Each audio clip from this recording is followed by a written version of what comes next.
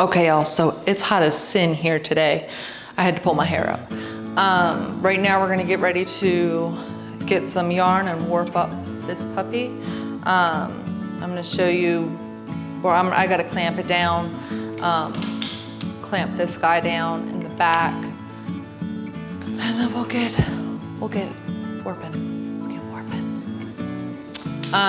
So like I said, this is your peg. You got a clamp. I come down here.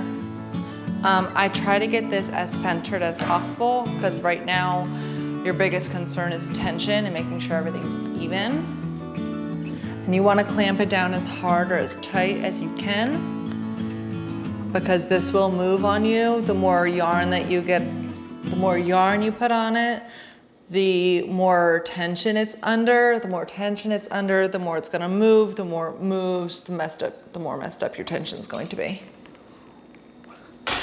So it looks about centered. I'm gonna come back over here. There are, I don't know if you'll be able to see it, but there are 3 holes here, and therefore your clamps. Now, if I were to lose one, you could have the center one here and then there's one over there. I find that gives you a little too much wiggle, and you want it to be as stationary as possible. So these are where your clamps are gonna go.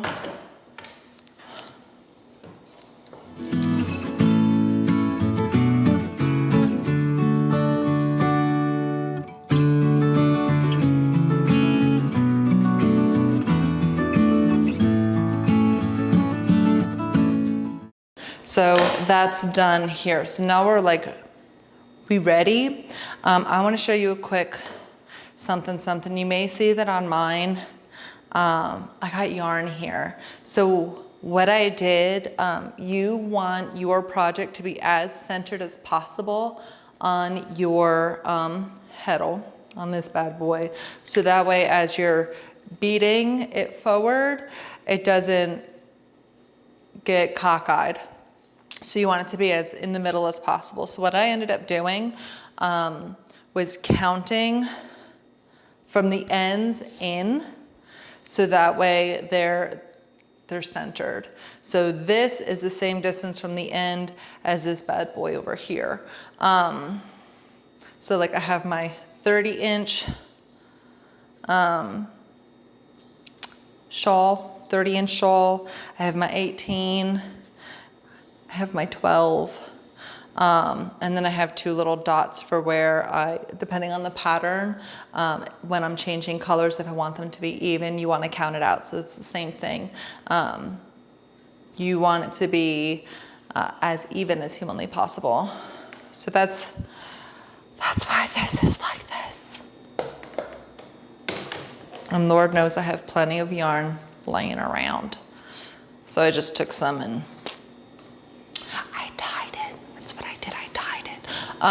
so now we're to the point where we're gonna take our hook. We're gonna take our little hook guy and my scissor. Leave that in there. I don't need the marker.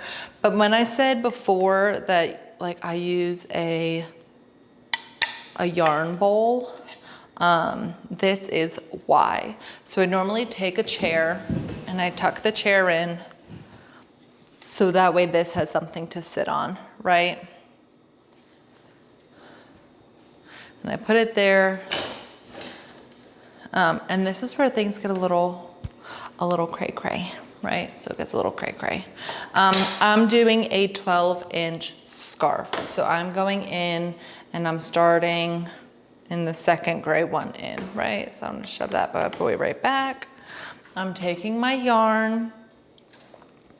And you don't want to go over this back bar. We're tying on to this, I don't even know what this is called, but this is the back whatever, because this is the back of the loom. So, but we want to tie it on to here, but we don't want the yarn to go over this guy, right? So we want to go under. And I don't have it locked, right? So here's like where you could lock your bar. I don't lock it. Again, I want to say it's for something to do with the tension, but I just do a box knot, like a double knot, right?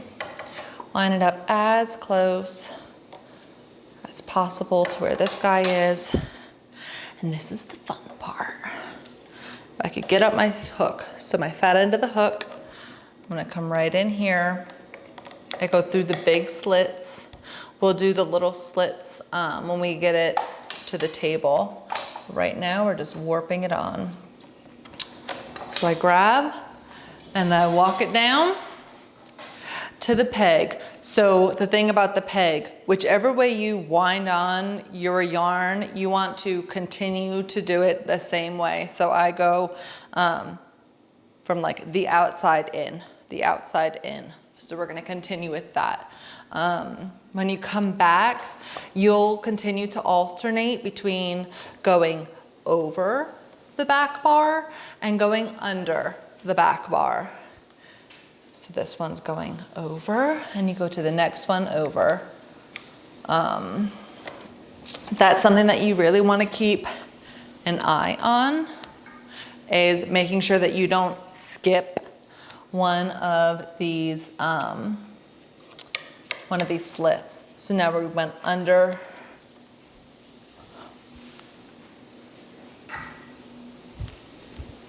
And you want tension on it, but you don't want like crazy tension, but you don't want it to be lax. It's all about the feel. So when I first got my loom, I used some like acrylic Karen yarn I think I got from Joann's back in the day. And I have plenty of yarn laying around. And I started with like a project with that. And I did that so that way when I messed it up, because I know I was gonna mess it up, it wasn't a big deal. I wasn't using my alpaca or my merino yarn. It was like my practice run.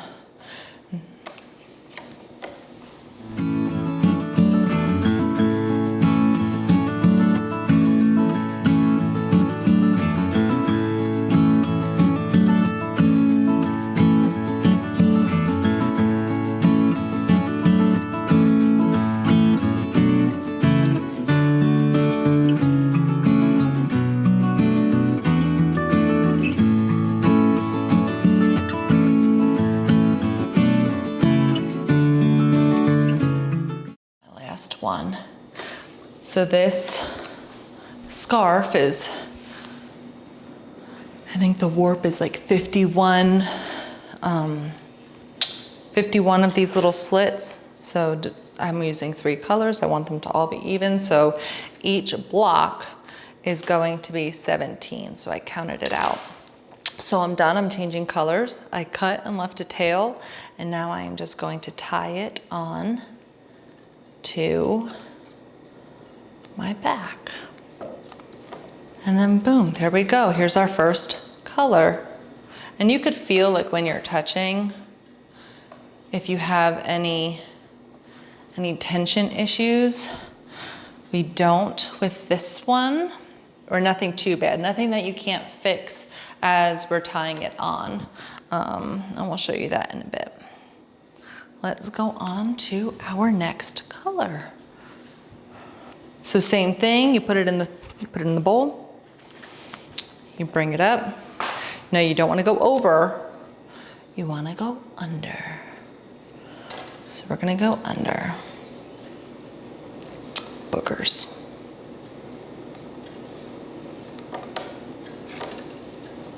Now here we go.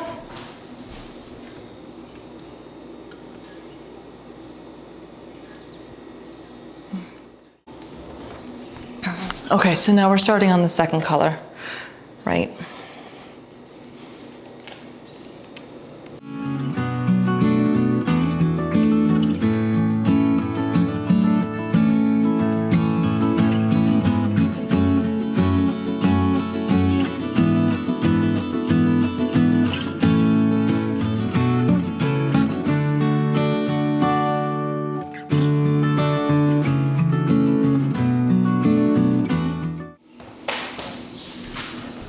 Okay, so we have this bad boy warped.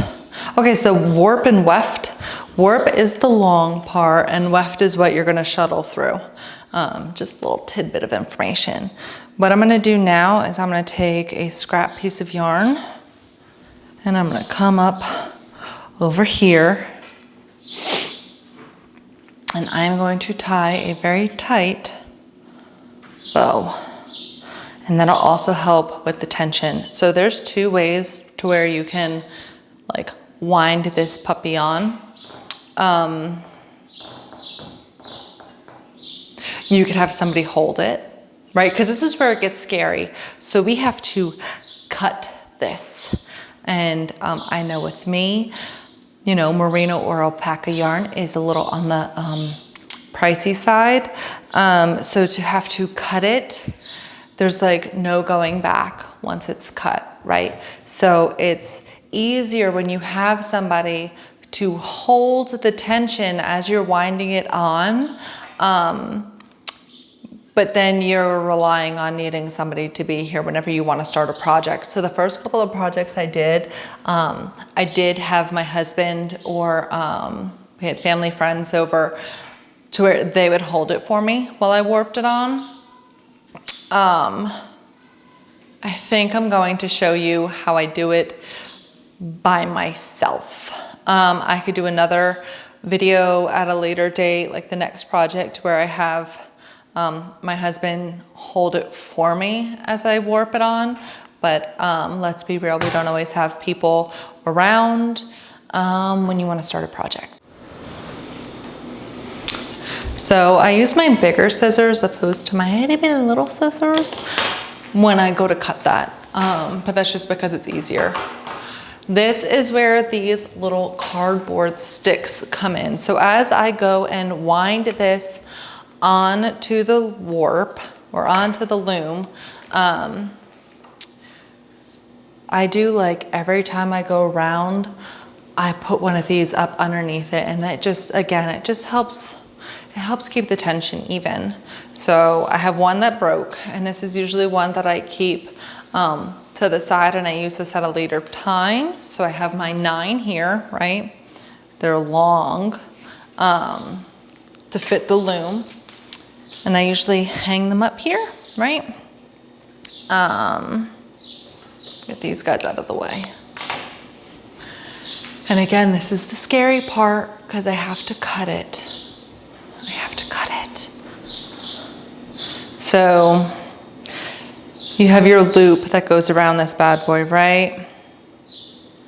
Let me take my rings off so nothing gets caught. You pull it up.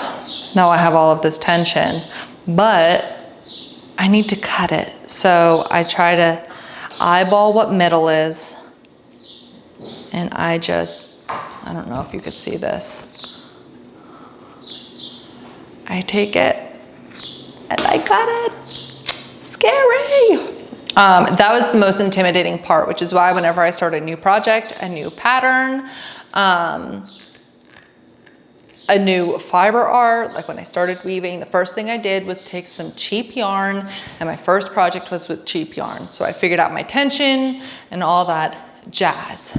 So I'm going to walk my hands up, right? So I keep the tension. This is where I'm gonna lock this guy, and this is gonna be loud. So I lock it, right? So that way I could turn it and it stays. It doesn't come back forward. I'm gonna take one of these bad boys, stick it up underneath, right next to it, and turn. So say I had the piece that I tied everything onto and I wrapped around, and then this piece of cardboard is right next to it.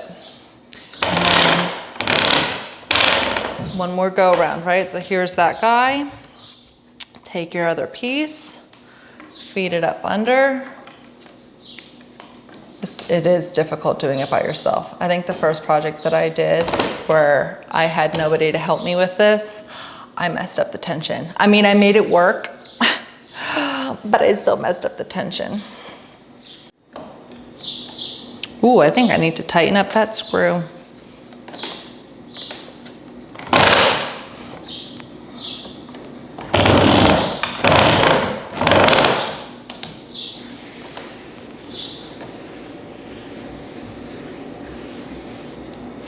Now that I'm like close to the end, I do unknot this and take my little scrap piece off. One-handed, especially left-handed, it's not easy, but whatever. We do what we gotta do to make it work, right?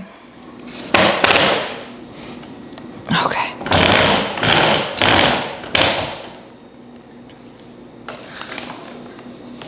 Now I gotta tell you, this may look like it's easy to do by yourself. The first couple of times, like I said, I jacked it up. But if you wanna learn how to weave, a rigid heddle is like the way to go. Because I have like a 4-post table loom, and I have a wolf pup floor loom, and they are miserable to warp up, like miserable. I love the finished product on one of them, but holy bananas, it is not easy. It ain't easy.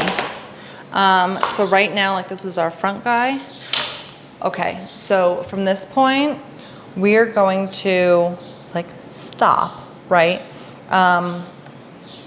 Because we're gonna tie these ends onto this front stick.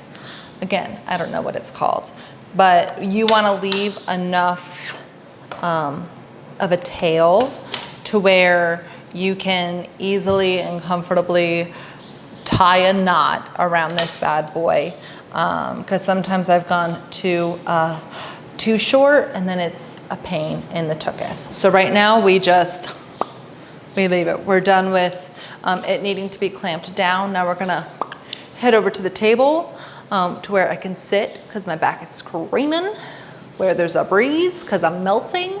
And we are going to start or finish the warp to where I could finally start to weave. Okay, so actually what I'm gonna do is, instead of taking it into the dark-ish dining room that has laundry on it, I'm going to at least finish the warp in the ever-hot kitchen. So what I'm gonna do is I'm gonna start at one end and work my way down. This is where the little guy comes in handy. What we're gonna do is each one of these long slits has 2 pieces of yarn, right? So what we want to have happen is, as we are weaving, we want them to cross, right? To get the weave. So one has to be stationary and one has to move. So what we're gonna do is we're gonna take one piece of the 2, and we are going to feed it through the little hole. So as we are shifting our heddle up and down, this piece moves, and the other one is like freestanding, right? So I usually take 4 or 5 in my hand. I almost feel like a hairdresser, like going through, but I pull up 1 from each, right? So we had 2, now we're down to 1. And these are the ones that I am hooking and pulling. Hooking and pulling. And we're gonna do this all the way down. So see, we have our few that are in the top and our littles that are in the bottom.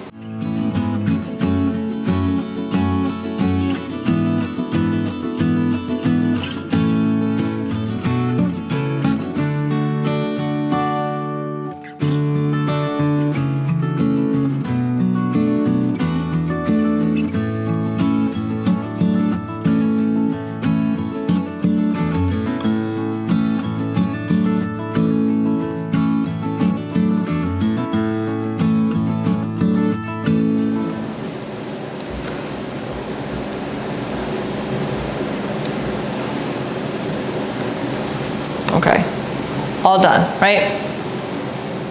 What we're gonna do from here is we're going to, I usually like to take in groups of 4 or 5. And we're tying them onto this guy. Now I probably could have tightened. Could I tighten? Yeah, we'll tighten this up a little bit.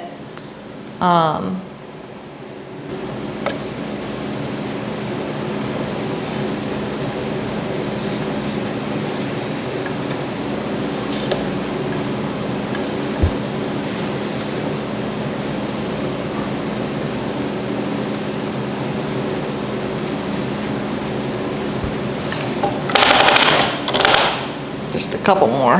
There we go. Okay, so I'm taking a set of 4, or I should say 8, and we are just going to, I guess it's like a slip knot.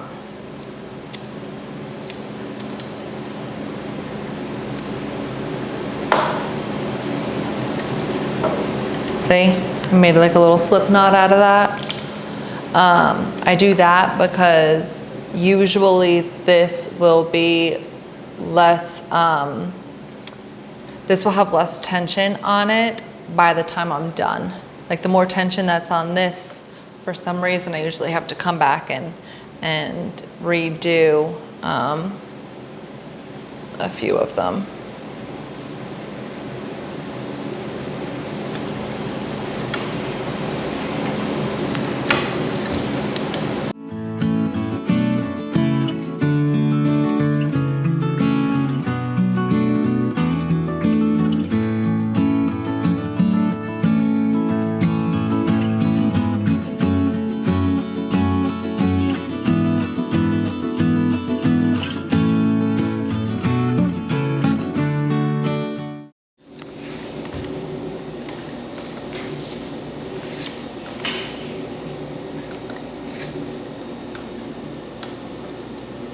And this is where I go back and I feel my tension. And it actually feels pretty good. So now we're warped up. From here, I usually add, in a different color yarn that I want to use, I will do several rows of a weave, so that way when I start to use my colors, there's less space, it's more even, and that's actually where this guy comes in. So my first one, I don't know the terminology for this, but I'll take this bad boy and I feed it through, right? And I push him down. I will take another color yarn and I will maybe do 3 or 4 passes of them beaded down and then start my colors. This is the last step that we have to do before we're ready to go. So this is some leftover yarn, some scrap yarn that I had. What I'm gonna do is this is what I'm going to use as like my buffer before we can actually start to weave. So like I was saying before, I know that my thing got cut off, but it just makes for a more even start when you add this little buffer. And it's something that you take out at the end. So like when everything is said and done and I'm taking it off the loom, I take it out. So we're actually doubling up, right? I'm not weaving it through, we're just doubling it up. And we're gonna beat, and then we're gonna go down. But you see, you may not be able to see, but how there's like gaps here, you don't want that to be in your product. So you start with a little bit of a buffer to help get that out.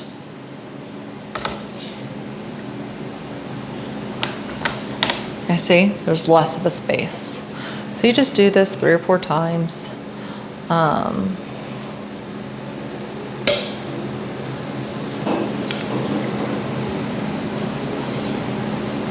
boogers.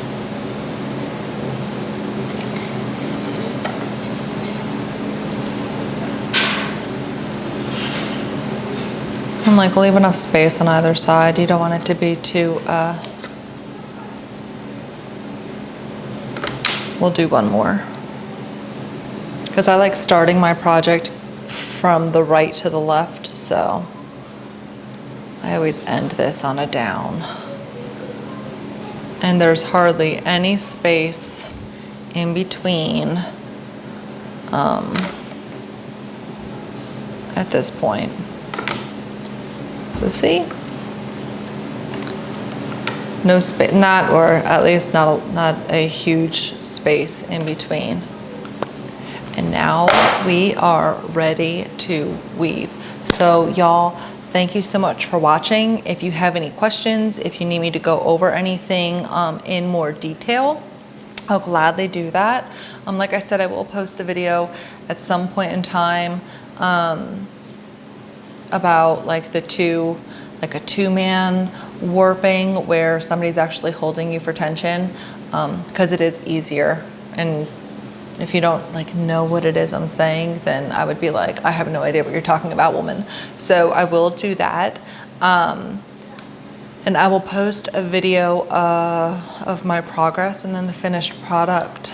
I hope this helps. Please like, share, and subscribe. I know my husband does a lot of like tool videos and how-to videos, but I'd like to I don't know, add some fiber artistry in there too.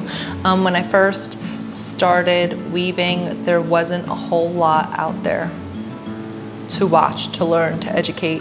So my novice self would like to add my 2 cents. So I hope you guys enjoyed this. Yeah. Toodaloo.